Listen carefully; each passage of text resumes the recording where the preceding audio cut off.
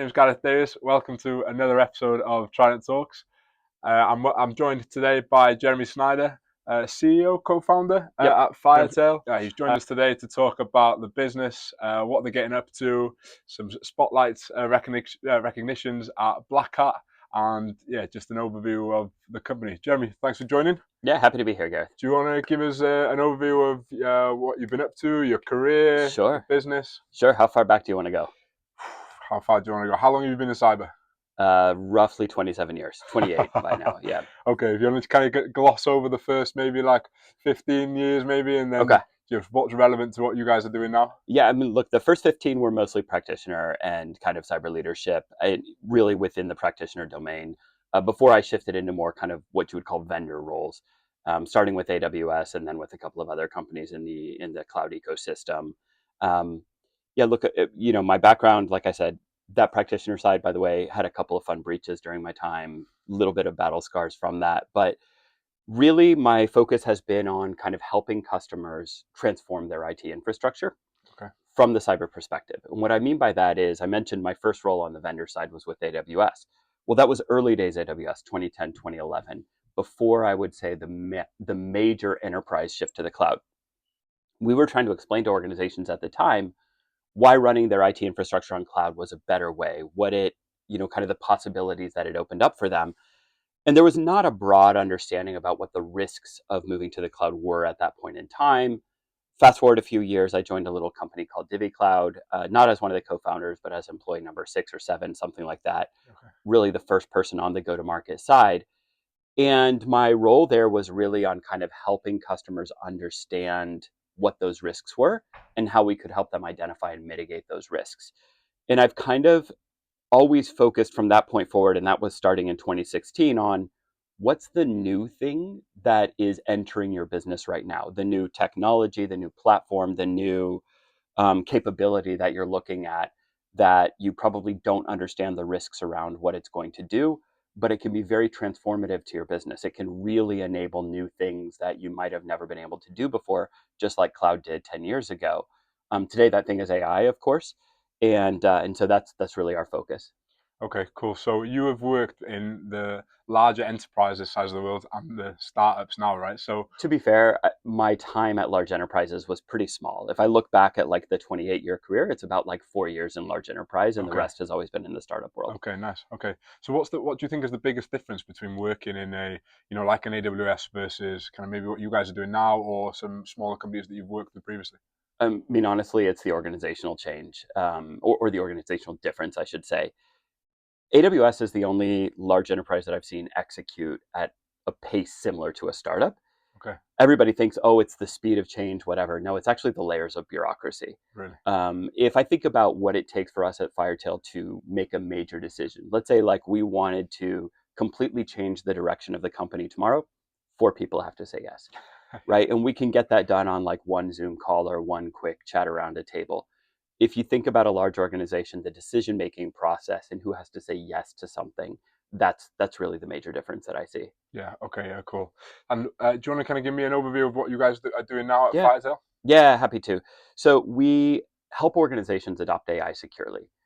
What that means is, the devil is in the details, as they say, right? But really what it means is, if I go back 10 years to that wave of cloud adoption that I mentioned earlier, what we saw organizations struggle with at the time was, number one, the core infrastructure and cybersecurity teams didn't really understand cloud at that point in time. So you had these kind of specialist teams pop up. One term that was very common at the time was the Cloud Center of Excellence, CCOE. And so these were the teams that were tasked with, let's say, moving the organization to the cloud. Mm-hmm. They were primarily architects, they were primarily developers, or they came from that kind of background of like just building things and pushing things out and releasing them. And they had the risk mitigation as like a side responsibility to what they were doing. And so we worked very closely with them to say like, well, okay, actually your risks as you move to the cloud are these misconfigurations and, let's say, identity and access management risks that are very different to your traditional cyber risks that the core cybersecurity team is used to at that time. We're seeing the same thing play out in AI today. And so when we think about what those challenges are concretely, a lot of it is I don't understand what's going on inside the organization. I don't know. I don't have visibility onto who's using what AI where, with what data, for what purpose, that kind of thing. So actually our number one core value prop for most of our customers, and in fact, I think 100% of our customers, it always starts with the we don't know what's going on inside the company today. So kind of AI discovery is really, let's say, a core capability that we have. And we've built some very lightweight, low touch, but super fast time to value integrations that can really get you an AI inventory in like 15 minutes. And so that is, probably first and foremost, the main thing that we do. What we do after that is a little bit of our special sauce where we kind of overlay that with a risk model that we've built, and then we calculate on an ongoing basis around inherent risks in the LLMs that you're using, ongoing detection and response for certain, let's say, malicious patterns or PII exposures or things like that. It's really the combination of those things that helps an organization understand, what is my AI security posture, if you will? What's going on within the organization? What is the risk that represents? And did this idea come from like a specific pain point somewhere in your career that you identified was like, I need to solve this challenge? Or has it just been an idea that has come along with the integration of AI? And did you just kind of sit around the table and go, hey, I've got an idea, like let's do this? I would say it's a little bit of all of those. It's a little bit of, our team internally brainstorming what are the things that we think are, super important for an organization to understand. But then a lot of input and feedback from customer conversations around, well, actually, my real problem is I don't know what's going on. Yeah. That's been a big impetus in our roadmap as far as like focusing on that capability. And then other things, like the experience going back to the cloud, like I said, I mean, we just saw this game play out time and again. It was funny going back to that time period in 2016 when I first joined that company, Divi Cloud. We didn't realize at the beginning that that's what the pain point was. We went through about 100 customer interviews over the course of that year. And we had all these hypotheses around like, well, what we're really going to help them with is like cloud automation. That's what they need. They need cloud automation. They need automated remediation. But actually, no. What we heard time and again is we just don't know what's going on. Yeah, they wanted visibility. Yeah, visibility is the first thing. Like without that, nothing else actually can be done with any level of confidence. Yeah, because how do you fix something if you don't know if it's an issue? That's right. Yeah. So you over the last 27 years, obviously you've gone through major waves in the cybersecurity industry, right? Mobile, cloud, AI. Like why do you think this AI bit is? Do you think it's different to what's been and gone, or is it just the same type of thing, a new challenge that we need to solve, or do you think it's slightly a little bit different? Yes and no. And I'll explain what I mean by that. I've been doing a talk recently on exactly this problem. And in fact, I have half a brain idea formed around writing a book around this, which, full disclosure, if it comes out, be aware beforehand that it will be largely AI written. And I don't mind saying that, and it's going to be in the forward to the book if I go forward with this, which I think I will. But anyway, what I've realized through these, let's say, like technology changes, if you will, right? When I started my career, we were desktop computers on desks with insanely large CRT monitors hooked up to a local area network. And we had a file server and we had a mail server and we had all these things like in our physical office, right? And then we went through a shift to the internet, and then we went through a shift to the cloud. And then from, let's call it like cloud 1.0 to cloud 2.0, I also see a major transformation. Organizations who lift and shift to the cloud, really the core difference that they have is they've got some infrastructure risk, but they've still got a lot of their core risks on, like, let's say, poorly written applications and things like that. Cloud 2.0, as I would call it, is when you really start to understand that in order to get the most out of the cloud, you have to transform your architecture, infrastructure and software. And then you'll hear this combination of buzzwords around like serverless, container, microservice architectures, blah, blah, blah. And that brings a whole new wave of risks. And AI is kind of the fifth in this wave, if you will, right? Okay. My core thesis around these waves of transformation is that every wave brings you kind of three things. It brings you new first-party risk, things that you get wrong because you don't understand how to use the new technology properly or securely. Number two, it brings you third-party risks because you're opening up new attack surfaces that bad actors can exploit. And number three is it brings you a new threat model that your current tooling doesn't address. And so you combine those three things, and like each wave, you see, oh, okay, we moved from, let's say local area networks to having some internet facing applications. Boom, we have weak web apps. We have our first wave of SQL injections. We have viruses and malware coming from outside the organization. First party, third party risk. We move to the cloud. Oh, we've got these open S3 buckets, first party risk. Then we've got attackers understanding how to exploit IAM roles for lateral movement inside AWS, third party risk. Same thing again and again. So a lot of similarities. The big difference that I see with AI, you have those things. You have the first party risk, the third party risk. You've got a new threat model that doesn't align to any of your existing tooling. But the big difference is you now have a black box risk. You have for the first time a non-deterministic technology. Like people for a long time say, oh, computers are great because they do exactly what you tell them. And then they'll say, oh, they're terrible because they do exactly what you tell them. This is no longer the case, right? You take the same thing and you send it to a generative AI large language model, LLM, and you send the same thing 100 times and you don't get back the same answer 100 times. And that has always been true previously, right? Yeah. It has always been the case that if I send the same request 100 times in a row to a REST API or to an S3 bucket, I'm going to get the same response back every single time. That is no longer the case. That's the biggest change. But all the rest of it, all the other things, the other conditions that I mentioned, I see those as being very much the same. Yeah. Okay. Yeah. So it is slightly. There's a big difference, right? Like like you said, we can't control the output anymore. That's right. Yeah. So it's where do you see this going then? Obviously, usually we pose this question as the next 5 years, because how do you see things changing? Because in 5 years, usually that's a decent time frame for people, for things to innovate and to progress. Yeah. But with AI, it seems like 5 years from now with AI seems like it unpredictable. Could be yeah. So so over the next year, maybe two, do you think that's a little bit more predictable? Have you got an idea of where things are going to go? Well, yes, and I'll tell you my predictions, because I think we're going to face two things. I'm sure you've seen like the Gartner hype cycle where like things go up and then, you have this, what is it? The peak of inflated expectations and then the trough of disillusionment and then whatever, right? So I think within 1 year, we're going to see the same thing that we've seen with a lot of technology things, which is that we're going to see, and I've already started to see some statistics about the number of AI initiatives that fail. So we're going to see like a bunch of crashes around like, oh, well, AI for this use case or that use case didn't really turn out to be a thing. Yeah. And then you're going to have a backlash of like companies that pull back some of their spending around AI. But over a 2-year period, I think you're going to see actually like what is it? I can't remember what it's called, but it's like the slope of enlightenment, I think, is when we come out of this like bad spot where things didn't work out in the way that they were hyped up to. Yeah. But now we do find legitimate use cases that are really producing a ton of value. And so like I think that's the 1 to 2 year time frame. To your point, I have never seen a pace of change this insane in my career. And I've been around for a little while, right?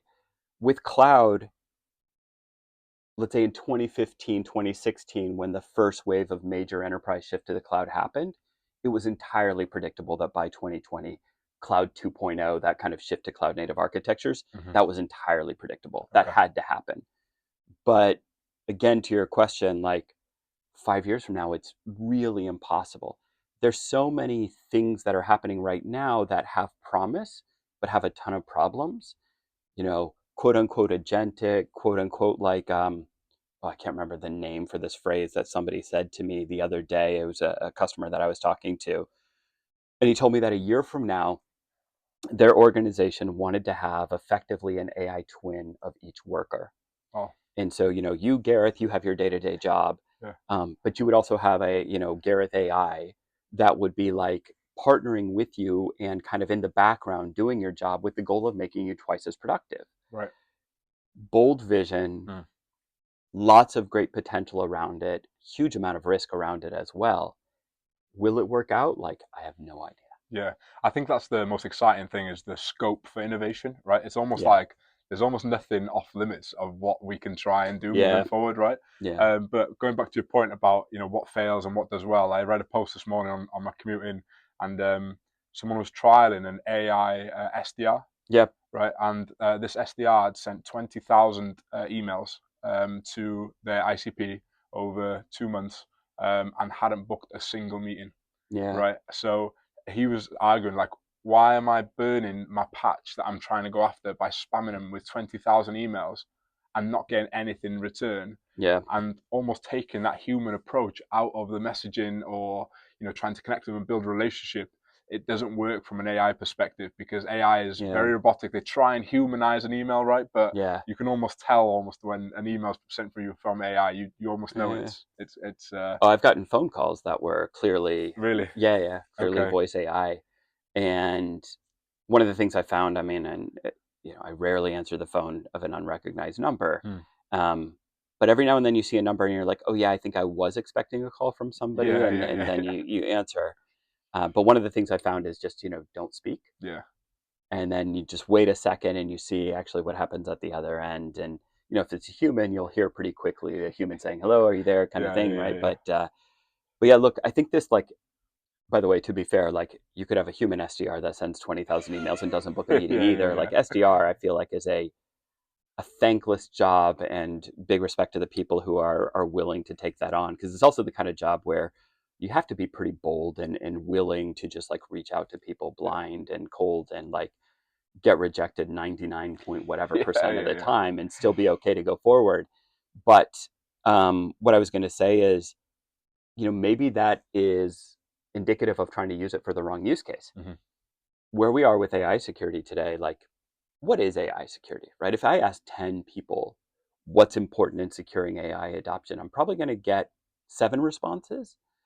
And so there's like all these opinions about what's the right thing.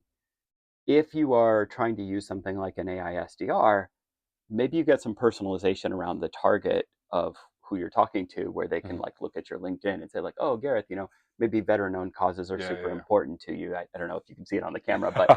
uh, but maybe that's the way I personalize the message. But the core value prop of what I'm pitching is going to be the same. On a mass market where you're at a scale up phase where like everybody has clearly recognized this is the problem to solve, Mhm. maybe that's a better application. When you're at the earliest stage and you're trying to figure out which of these 7 things is the thing that somebody cares about, Mhm. probably not the best use of AI. Yeah, yeah, yeah, I agree, definitely.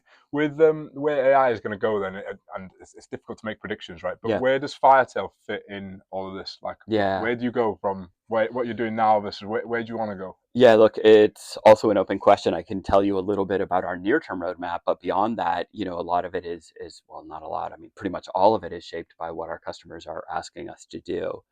The things that we're working on today are, I mentioned that discovery and kind of visibility is really like the core value prop and super fast time to value around that. Mhm. So, you know, the security leader from a large distributed organization where business unit A is doing one thing and business unit B is doing another, we're great for them. Mhm. Get in, fast time to value. They've got their AI inventory. We do our risk model overlay. They get an understanding about that. We have some really, I think, very compelling stuff around kind of fine tuning that risk model around contextualizing it specifically to what the customer is doing with AI adoption. Um, there are some things where there's like a little bit of nuance in terms of presenting a risk to an organization, and you never want to be kind of creating more work for the customer by giving them a lot of false positives. So we've got Mhm. some stuff there that I'm very excited about.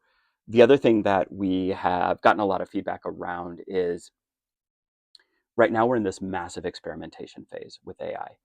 And that's not only experimentation in terms of use cases, but it's also in terms of what vendors am I using, what engines am I using, what models, versions of models, et cetera, et cetera, et cetera. And so, to that end, what we've heard from a lot of organizations is, can you give me one unified engine that I can use right now through the experimentation phase? And we've done some stuff that I'm super proud of that's already live around, let's say, like unified detection models. So I don't care if you're using Claude or OpenAI GPT or Mistral or Cohere or what Mhm. the model or model version is. We've got a unified log ingest engine with single detections across that.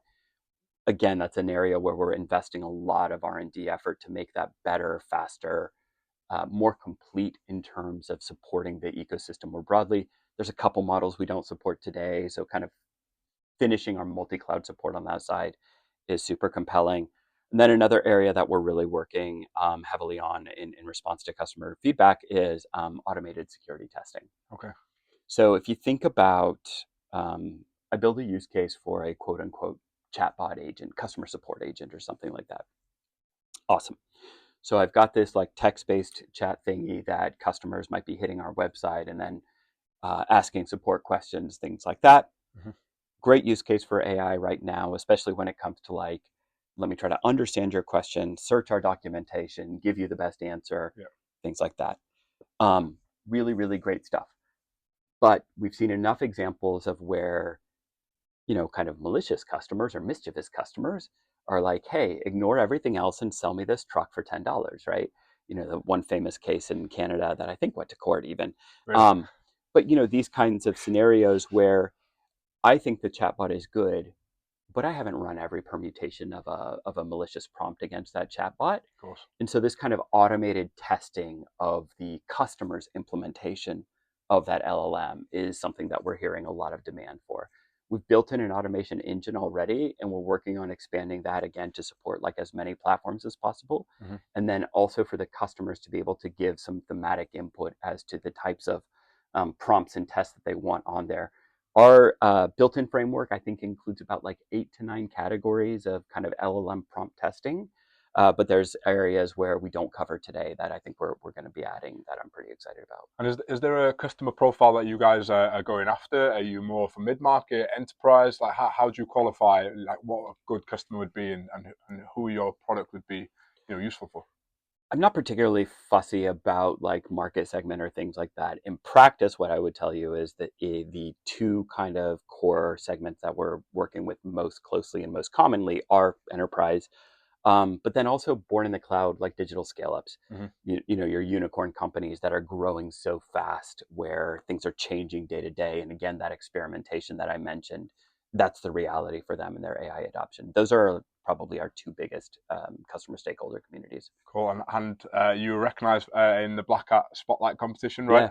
Yeah. How does that come around? Like, do you put like a case into Black Hat and say, hey, we should be considered, or is that how it works? Yeah. So they had a whole application process. I think early this year. I think we sent in January or maybe February.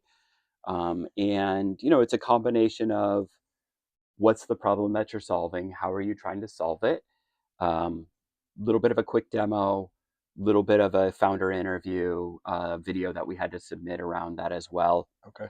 So it's a proper interview process to be recognized. I mean, there wasn't a person from Black Hat interviewing you. They kind of give you the prompts and then you record your own responses to the questions, and you put together I think it was like a 5-minute video package that we had to send in with some supporting documentation about things that we were doing.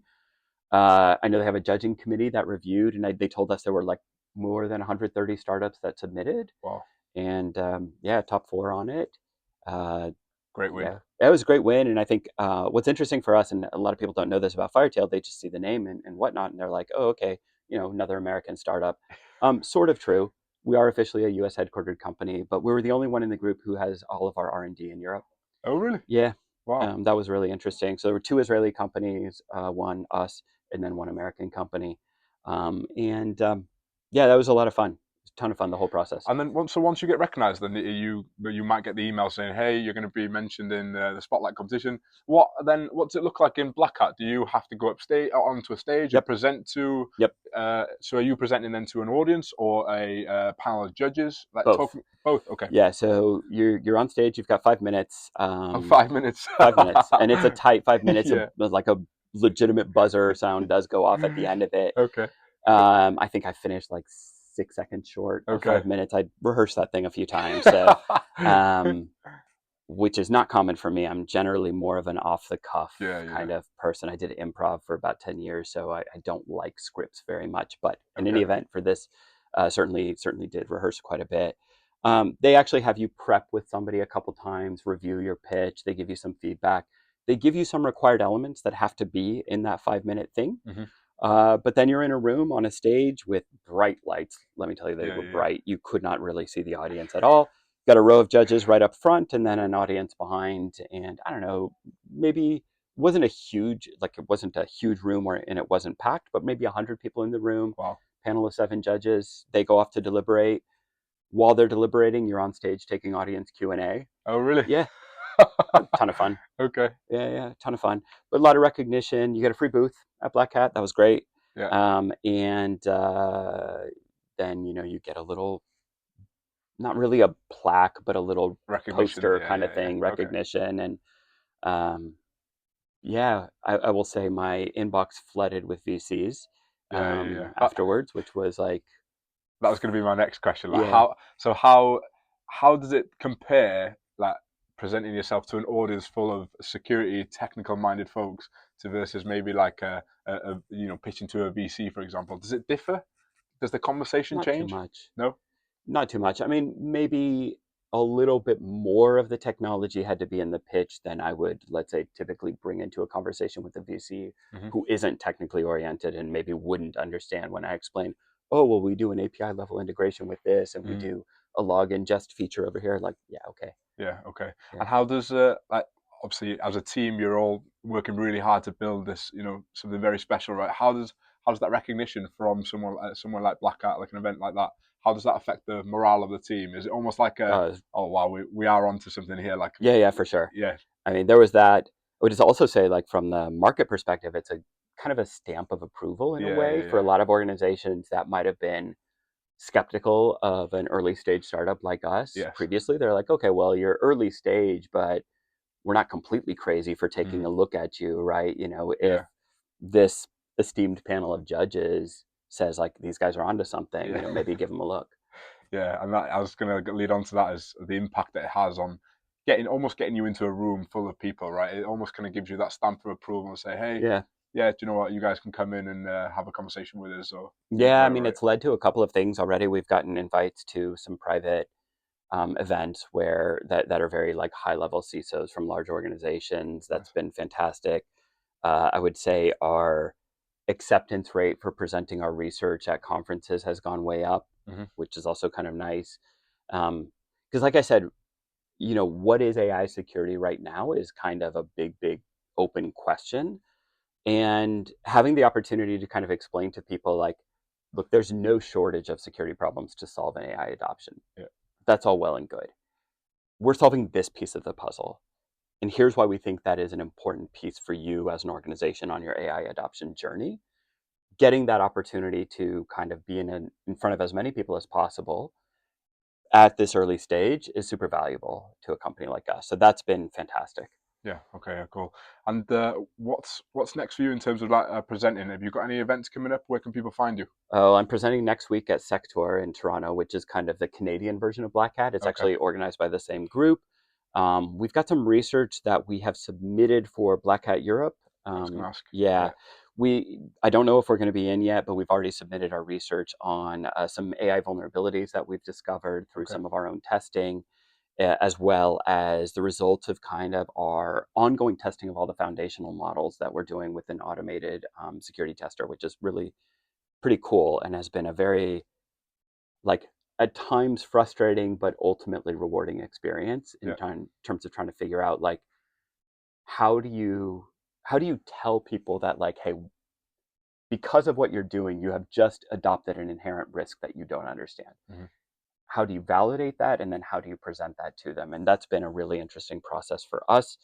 Other than that, I don't know what other opportunities might pop up, but those are the two that are immediately on my radar. Cool. And from a business perspective, Yep. hiring in the next 6 to 12 months. I know that you guys are not there at the minute, but if there's anyone watching and thinking, "Oh, I'd quite like to work with you guys," what Yeah. type of talent are you always on the lookout for, or Yeah. is there any open recs that you're looking at the minute R&D side, yes, we've got a few developer roles open right now. in Europe? In Or Europe, yeah. yeah, we are pretty much sticklers for hiring within European Union or EEA, European Economic Area, Hmm. organizations for a whole myriad of reasons, but time zone is really the main one. Yeah. The other thing is that we bring our team together a couple times a year. We're fully remote on a regular basis, but what we found is that when you get people together, people, when they're working remote and they're working alone in their living room, kitchen, whatever, wherever they're working, sometimes it can be a pretty isolating experience, Yes. right?